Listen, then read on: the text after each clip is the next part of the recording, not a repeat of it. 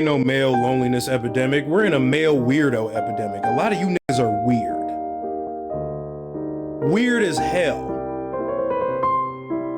And not in a charming and endearing type of way. Y'all are weird in a scaring the hoes type of way. Y'all don't know how to speak to people. And y'all don't listen to other people when they speak to you. Y'all don't know how to socialize. Y'all don't even understand basic social cues.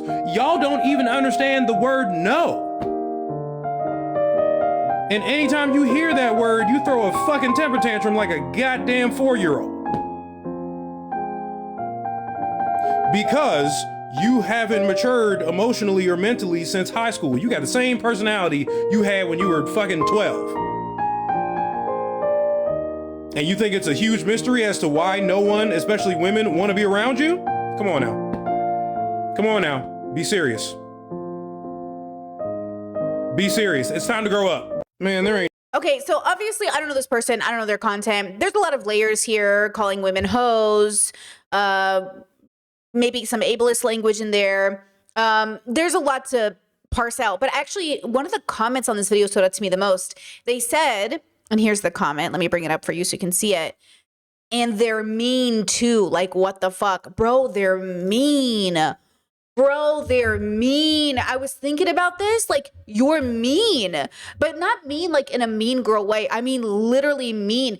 You get defensive and start throwing around insults because you can't handle a declaration or observation. Like, there's something layered here about the meanness you jump to because, you know, but here's the thing. It's a defense mechanism to protect themselves against the observation because they don't get it. And I actually see it in the biphobic conversation as well, where like, because people aren't getting it, they think you're insulting their intelligence. And so they start going, oh, you're throwing around insults. So they throw around insults, but they're not getting that your original declaration was an observation. And so there's a confusion here about when are people stating something because they're observing it, and when are people stating something because they're meaning to be mean and insult you. Okay. I had this situation happen with my brother. And he's definitely one of the brothers who, he tries to play all sides. He tries to like kind of make everybody like him, which means he never has an ethical point he stands on. Okay. He called me up, and you know when your little brother calls you up just to hear themselves talk, it was kind of that energy. I was like, hey, bro, what's up? And when my family calls, we kind of speakerphone it. That's just how it works. So like they knew they were in a group call. It wasn't just me. It was my partner, my brother. We're talking on group chat. Okay, so he has an audience. And the audience is older than him by a lot. Okay, by enough. Okay. And so we're listening to him, you know? And we're like the married couple who's just like, listen to my single little brother rant about dating, right? He goes, hear me out. I go, okay. He goes, what if the consent laws? I was like, He goes, 25. I was like, age of consent, 25. He goes, age of consent, 25. And I was like, why? And he's like, well, I've thought about it for 2 minutes, but hear me out. What if it just like, because people are stupid, you know? And I was like, yeah. And he was like, yeah. Okay, so that's how the conversation starts. Mind you, and I love my little brother, okay? But like, just hear me. So he starts yapping, and we're listening, or just like, okay. Eventually, the conversation goes everywhere, like just everywhere. He starts talking about my levels. He starts reminiscing about memories that didn't happen. I was like, that did not happen that way. He goes, didn't it though? And I was like, no, that did not happen that way. And he was like, okay, well, anyways, like I was saying, I was like, So then he's talking about how he's like very considerate of women and like, our brothers are crazy. You know, we're kind of like throwing shade on our brothers because our brothers are predators. Okay. Then eventually the conversation becomes about my parents. And this is the part that people miss. This makes sense. Trust me, this is all connected to men being mean and men being socially inept. It also comes back to you being defensive over your parents. I know this sounds crazy, but stay with me because who the fuck raised you? So then the same brother that said age of consent should be 25, by the time we get down to holding our brothers accountable, he's like, okay, but like, do they even have victims? And I was like, yeah, bro, they have current victims. He goes, they have current victims. Like current victims? I was like, yeah, current victims. And then he starts naming the victims. I was like, so you do know the names of the victims? He goes, yeah, but that was like a long time ago. I'm like, there's not a statute of limitation on ethics. There's no accountability, no moral, like ethical stance, like nothing. I gave you the easiest. You're the one calling me up talking about age of consent should be 25. Well, these people were kids. What do you think? What do you think the consequence of his great thought was? Nothing, because he didn't think about it. Okay, so we start getting heated. The conversation gets heated, right? And he starts talking about the levels. He starts saying like, oh, so much for being like a level 5 dude, so much for being enlightened. You can't even have a conversation. He goes, what do you want mom and dad to do? What do you want them to do? I was like, well, I don't know. Maybe stop inviting the boys over. Like nothing fucking happened. Maybe stop like celebrating these boys' milestones of bullshit because like they never took accountability. And he was like, yeah, but like you're all the way in Croatia. First of all, why does it even matter? They act like I abandoned the family when they family. Okay. I said, listen, I love you, but like nothing about you insulting my work or insulting my intelligence is going to change anything. You're not actually getting this conversation. He's like, oh, so I'm not the one getting in the conversation. I was like, no, listen, you're literally not getting it. How could you on one side of your mouth talk about, oh yeah, they're predators, make fun of them for going after teenagers, you hate these, da da da, and then sit there and say no accountability? Now, my brother is not unique in this. Because the defensiveness isn't just holding our brothers accountable. It's losing contact with parts of the family, the parents. Like, look, I'm not talking to my parents, right? And I told my parents, you guys know, I gave my parents a very strong rule that when you're ready to have this conversation, and that's why he was calling, because he was like, hey, are you going to like talk to mom and dad? I was like, no. And he was like, I was like, not until they are ready to have the conversation about the brothers, right?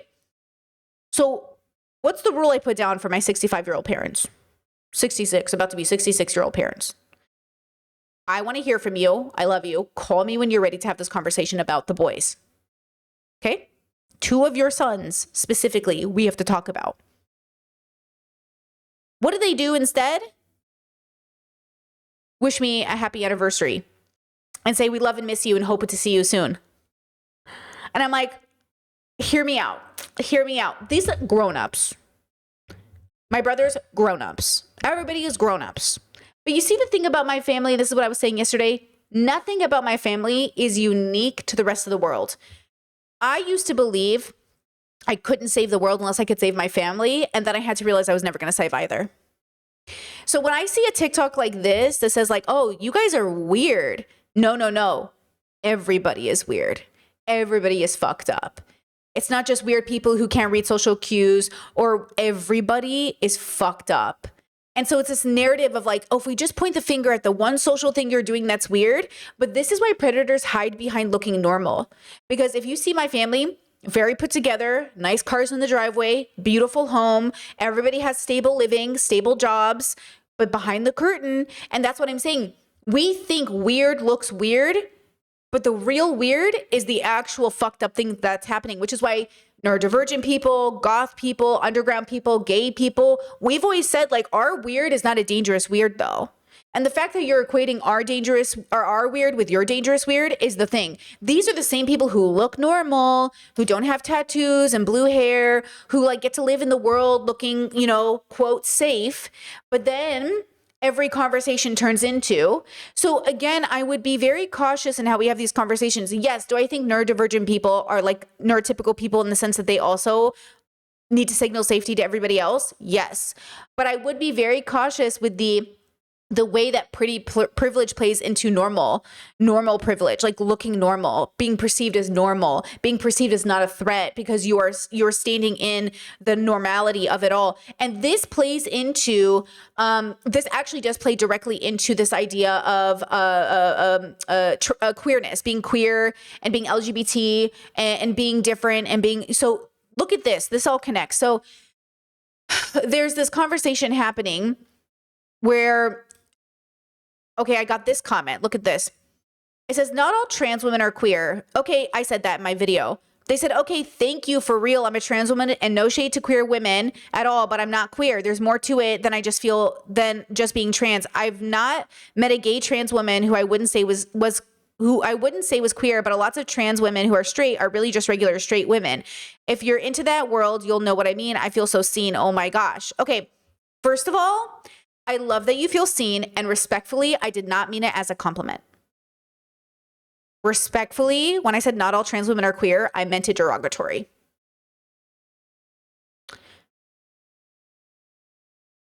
Because here's the thing.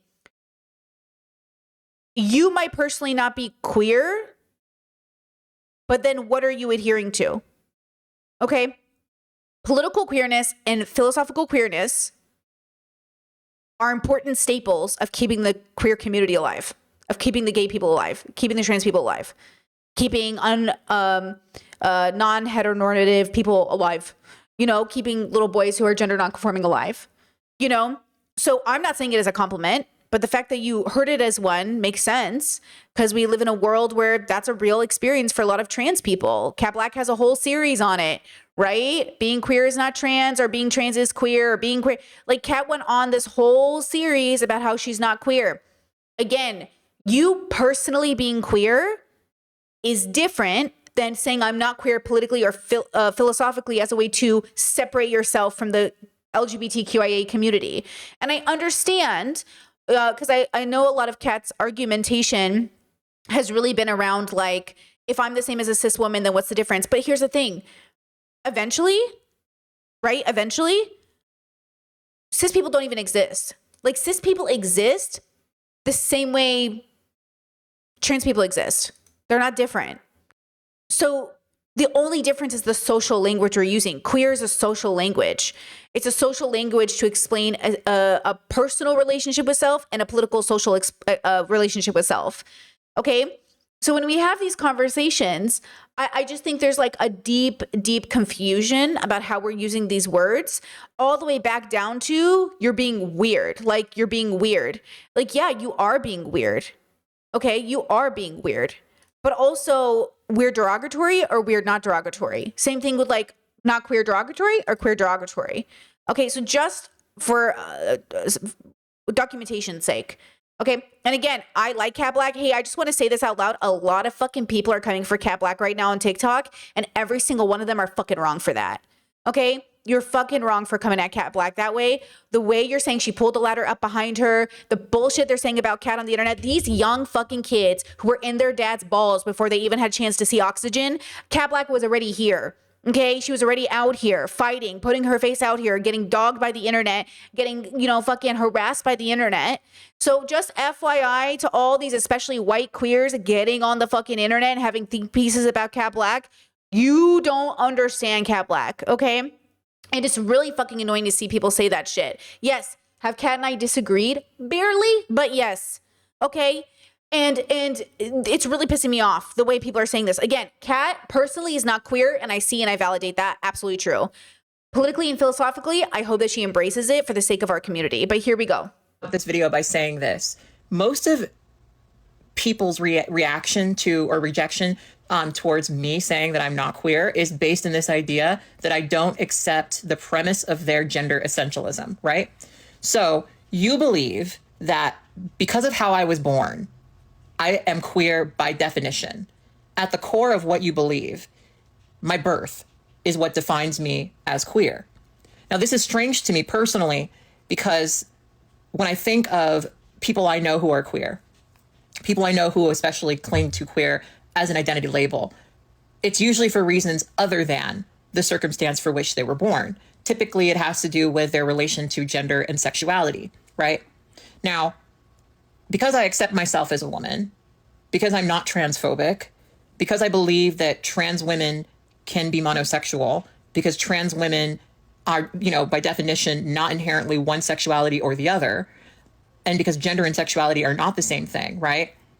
I don't accept the premise that by definition, a trans person is queer. Okay, I just want to say, Kat, in my opinion, for this whole series was being really obtuse and reductive about her understanding of queerness. So that's where we've only ever really disagreed, Kat and I. Like, that, this whole arc she was on was really pissing me off. But that's fine. Like, that does not make me less of an ally to Kat as or a friend, not a friend, because we don't know each other like that. But, you know, ally meaning like fellow creative. I don't know. But I don't like the way people are coming for her on TikTok. It's bullshit. But I made a video over on my Burke commentary channel called When You're Gay But Not Queer. And this is why I don't love Kat saying she's not queer, even if she isn't personally queer. I wish she would specify that. I wish she would specify, I am personally not queer, but I am queer according to like the world. I'm in the queer bubble. Because look at this part of my video. Okay, this is my video. These terms did not exist when I was a kid. Do you fuck with them or no? With what? The terms. No, I think half of it's fucking stupid. But no one wants to ever say that. Will you get in trouble for saying it? I don't care anymore. You're beyond. The fact that Jeffree Star was one of the queerest fuckers I ever knew my whole life, like a queer in a reductive sense, and then won't even embrace that now. You know what I'm saying? And using it as a grift is so funny. Yeah, he's not philosophically queer. He's philosophically a grifter. Okay. But Jeffree was always, I mean, I used to see Jeffree on MySpace when I was in high school. He was always perceived as queer. And he even used to identify as an alien. You know what I mean? So when we have these conversations, it's like very specific. But I will say again, queer is a very specific word. It's multifaceted, y'all. It's multifaceted. And I feel like we're forgetting words mean more than one thing. And I feel like that's the crux of this whole thing. Weird can mean good or bad. Queer can mean personally or politically or philosophically, right? It can be a slur. It can be other things.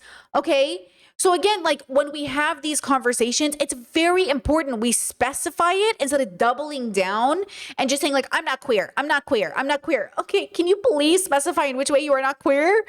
Because you're confusing everybody. I never cared. Yeah. I've been canceled 10 times. You guys talk about cancel culture all the time. And they're going to target those men, believe it or not. Token gay people think that for some reason the conservative party are going to. This is past Brittany talking. Embrace them. I know the Blair Whites think, oh, but they're cool with me and I'm trans. Charlie Kirk was an icon, and that's why they took him out. Charlie Kirk said what he said, he stood on it, and he built something off of it, and that's what these people could never, ever, ever do. And that's part of why they're so foul, ghoulish, and demonic, even in this moment. You know, I see a lot of people having to preface their condolences for his death if they can even muster it up. I see people having to preface it with, you know, I disagreed with every single thing he said. No one asked.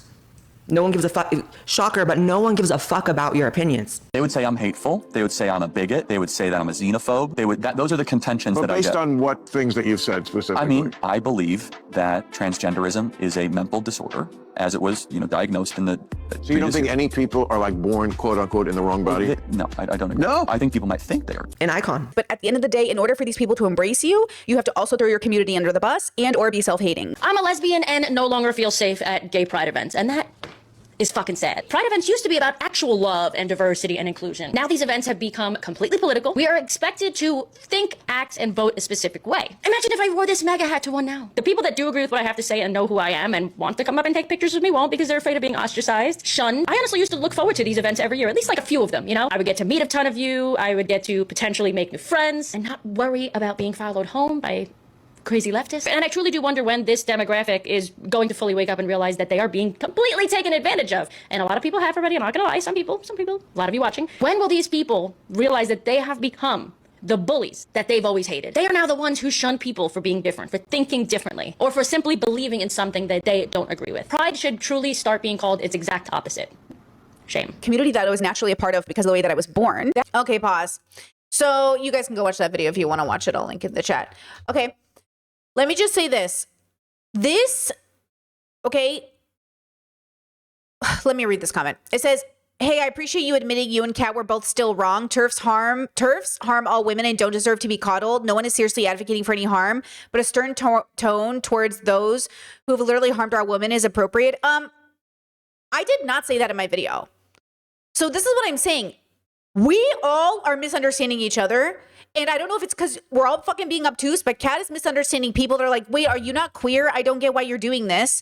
Well, using words like, I feel straight in safe spaces because I pass. Okay, Kat, we all do. Relax. Like it's a braggability that she said in her. We've covered this in details. I don't have to cover this again. Okay, same thing with my video.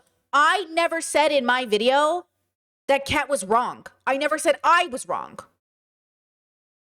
I said we were coming from a different perspective than Drew because of the way that we make content, which was right, but different. Okay?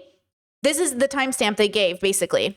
Like, she really sat there, and she being Drew said, I'm not even going to give you an inch. Okay, queen. Okay, queen. That must have been hard.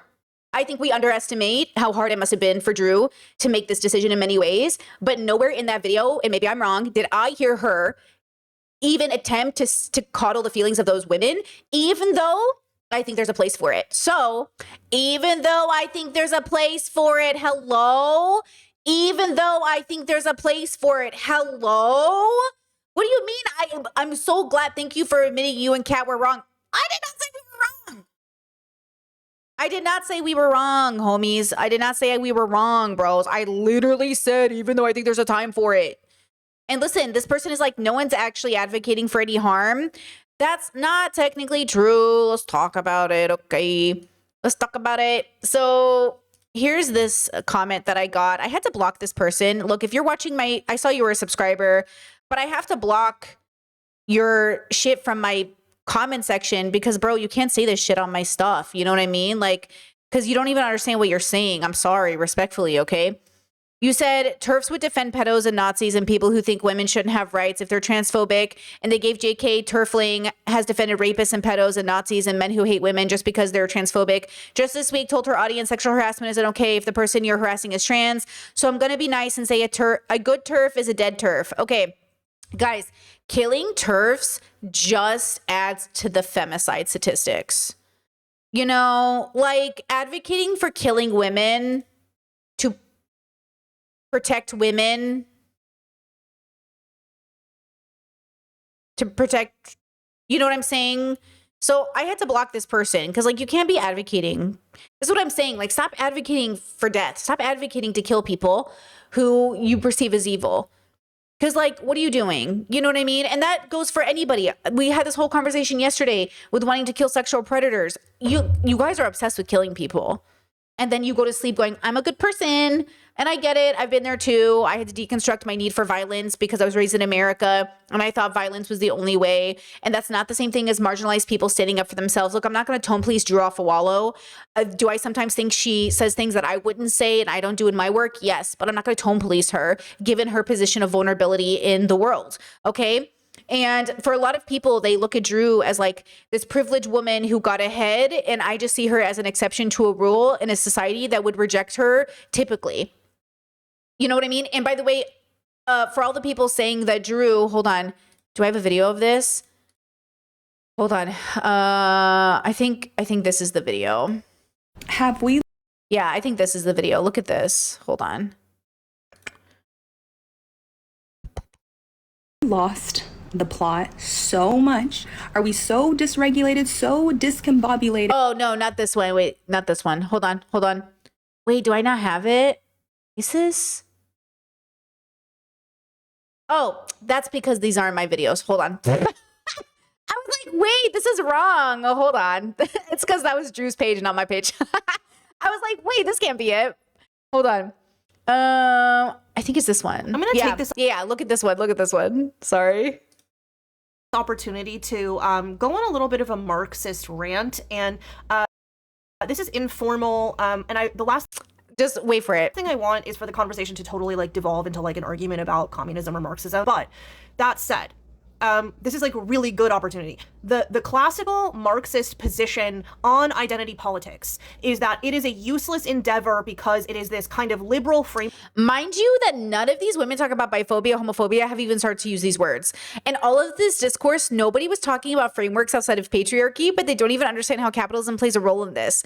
And except to say that Drew Afawalo is making money off her fans, which is the point of this video, which I want to talk about. Work that like divides the working class via cultural and like individual identities rather than uniting them. In practice, what identity politics does is actually assimilate everyone back into the dominant power structure rather than actually moving the needle on any of the issues at hand. From the moment I got on TikTok, I could see this coming. Not because I'm a genius, but because I'm a well-read Marxist, and this is a very predictable and demonstrable thing that happens.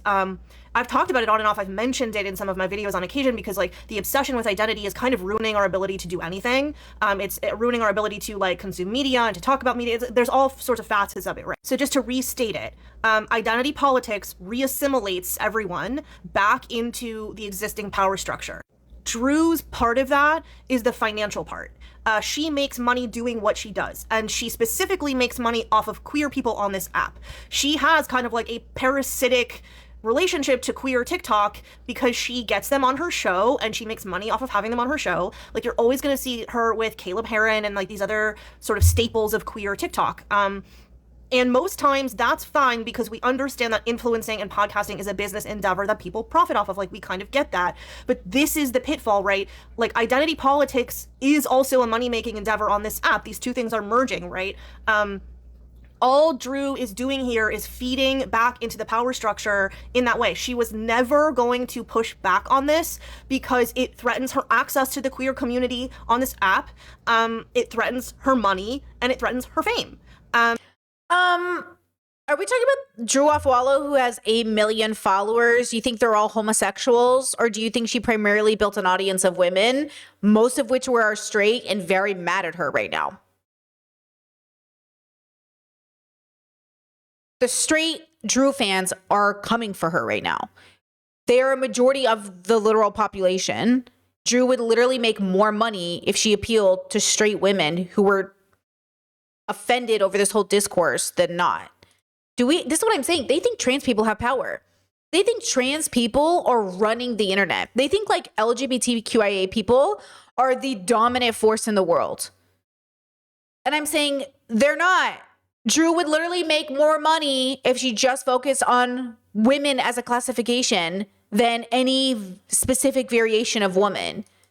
Do you know what I'm saying? Like, what are they thinking? Okay.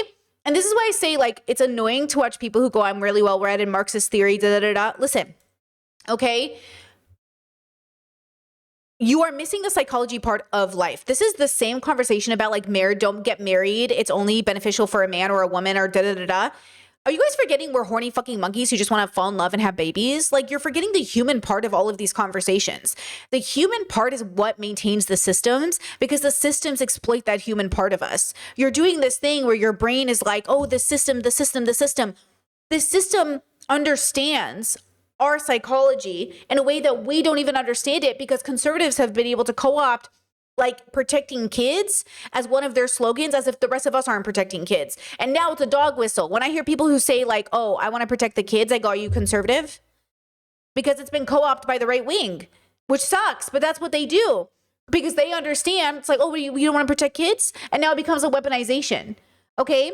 So you got to be very careful over this idea. It is true that identity politics isn't enough, but that's why intersectional feminism takes account for that. That's why you can incorporate it into your Marxism or socialism or communism. It's why you can incorporate it into your other frameworks. We have to have an understanding that it's not just one or the other. Like, our identities matter because we're living in a world where that social expectation is really real based off of those identities, okay? But you are more than being a gay man. You are more than being whatever insert identity here. Yes, I agree. But that more than doesn't mean it's still not important. The same way it's important that you're a woman and it's valuable that you're a woman. And we don't want to take that identity away from you. And also you're more than just being a woman. You have to be both things.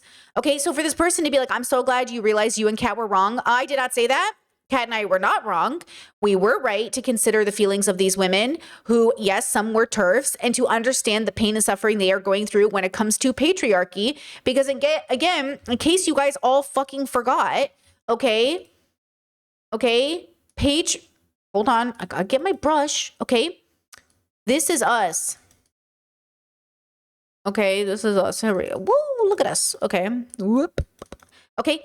Patriarchy is the dominant force, okay? And it trickles down in a bad way, and it impacts women and queer people who some happen to be women, and it compounds the weight of the burden onto our shoulders and then crushes us until we're dead, okay? We need to focus on the fact that, yes, women under patriarchy to survive patriarchy end up internalizing patriarchy and misogyny and inflicting it on people that are, quote, lower than them on the hierarchy. And they need to fucking work on that. But just a reminder that patriarchy will remember to crush all of us in the process. We're all going down together, girls. So again, trickle down bigotry. Exactly. So I just want you to remember when we have these conversations, like, be very you cannot advocate for killing TERFs on my channel and not just say you're advocating for killing women. Because that's what, say it with your full chest. I want to kill women. Don't come on my chat and say, oh, I just want to kill TERFs, Brittany. The best TERF is a dead TERF. Okay, so just say women, because that's what a TERF is. And then you can have that conversation with you and your feminist God. Okay, because what are we talking about? Okay, I don't want to kill anybody of any gender, anywhere. No one should die. The government doesn't have the right to kill us. Our neighbors don't have the right to kill us. Nobody has the right to kill us. We don't deserve to die. Okay? Anyways, this plays into something I want to clear up because I think this is important. It's not about defending Drew Afawalo. It's about how fucked up this whole discourse is and how Drew should definitely stay out her comments. Listen, I am a much smaller channel and creator, and I've decided to stop interacting with my comments, except for members, basically, because the world is too on different pages. We're just not on the same page. We can't even have the same conversation. So then I saw something happen where I was like, Drew, what are you doing? And everything Drew will do will be weaponized against her. That's why I know you guys are so bad faith, because you're not doing 2 seconds of research before you make think pieces about how Drew is disgusting and supporting bad people. And oh my God, is she like supporting this man? So a bunch of women came out, and I'm not going to highlight them, saying Drew's evil because Drew's supporting these misogynistic men. She's in his comments, But then somebody in good faith was like, hey, Drew, do you know about this guy? Because I don't know if you guys know this, Drew might not be chronically online enough to know. So shout out to this lesbian who was nice enough to be like, hey, Drew, do you know about this? Hey, don't get mad. I have a question. Do you remember this person? It's not homophobic to acknowledge the fact that not all lesbians are built as lesbians. I hate this fuckboy. When I first saw him, I was like, cool. I like a guy with earrings. He seems very gender nonconforming. I like him. Listen to him for 2 seconds, and I was like, fuckboy, misogynist, bullshit. This man is so egotistical. He just wants everyone to just worship him. He's had the worst takes ever. I hate his fucking shit. And this is the man who Drew was in his comment section retweeting his video. But let me just stop you there, because I know you're saying, oh my God, Drew didn't know. And I had a feeling she didn't know, because there's no way she knew this man's content and was supporting him, okay? As the other. If you claim to be a lesbian and you only date studs, I don't have the authority to take your lesbian card, but I'm looking at it, I'm like, yo, like, somebody can if you are pulling up with a young MA, I'm like, okay, you like dudes just a little bit. You're not gonna get with something nearly identical to a man right in front of my eyes and tell me, no, I don't like men like that. Like, It also said this. What 2 studs dating each other would be essentially a straight relationship for the both of them. In that instance, it's like they're still a woman, right? Because again, like perception-wise, they're still so women. Like, stupid. yeah, I'm a woman, but I swear he's trolling. I swear he's either trolling or he's philosophically evil. they're dating like this masculine man presenting I just think he likes to hear himself talk and he wants to go viral. individual. So woman dating a man, straight. And this. As a man, why are you as another man speaking on lesbians, not our space, bro? Then whose space is it? Okay, because I'll tell you what, they need me right now. The most important thing for the lesbian community at this moment is that my voice be heard. Y'all try your best with this agenda to silence me, but I know what I'm talking about. When I say I could pull a lesbian, I don't mean I think I could pull a lesbian. I mean I could pull a lesbian. I hate him. He's the worst. He's literally like, whatever his intention is, it is causing more fucked up shit for the world. Okay, and just a reminder that Drew's sister's a lesbian. The queer community is very important to Drew. Okay? Right? Chat says 1 retweet equals an endorsement. Yeah, it does. On the internet, yes, it does. So be very fucking careful who you're retweeting. That's why I retweet nobody. I reblog nobody. None of you get my endorsement. You can all go fuck yourselves, because I'm not taking the chance that you show up on my TikTok to see who I've retweeted or whatever just to find out that something. This is why I don't do none of it, because Okay, like I know this. Like, if they go with a super stud where like things get confusing, you know the type of person I'm talking about, there's likely a man out there. Yeah, you know, they might be like, oh, like... It's all crazy, right? Like, why are you in women's conversations? So then my question, this is the question, do not get mad at me. Do not get mad at me. Why did I just see this? So Drew says, thank you for this, for real. I feel like I'm going insane, no worries. And then he said, you're all good, queen. Don't worry about the crazies. I don't know. Seems kind of counterproductive to me. And I'm not trying to be messy or anything like that. Maybe a little. Maybe I'm being a little messy. But I'm going to call out bullshit like that when I see it. That's why I originally really liked Drew, is because she would call out misogynistic men. It's a bad look. So then Drew showed up in the comments and said, oh my gosh, I've never seen these videos. I actually have never seen any of his content before. I saw his video defending trans people. Thank you for showing me. Lesbian said, you're welcome, because I'm over here like, wait, my eyes must be deceiving me. Here's the problem. When you are being piled on by the internet, be very careful that people aren't going to use that as an opportunity to boost their own channel. I think he used that as an opportunity to boost his own channel. And what did I tell you about these men who are pro-trans? Being pro-trans isn't enough. Being pro-trans isn't enough. So just like these women, these straight women on TikTok who said they're pro-trans, but threw trans people under the bus the moment they felt threatened, these pro-trans men will do the same thing. They'll be misogynistic and pro-trans, and these other women will be biphobic and pro-gay. Do you see what I'm saying? So be very fucking careful at the way people utilize your prominence in order to gain some sort of credibility. And the worst part is he probably feels so validated that Drew commented on his video. Do not even do this. Do not even do. That's why I say, okay, even listen, I don't know. If people are going to be nice to me and shout me out, that's great. Thank you. I am not endorsing you.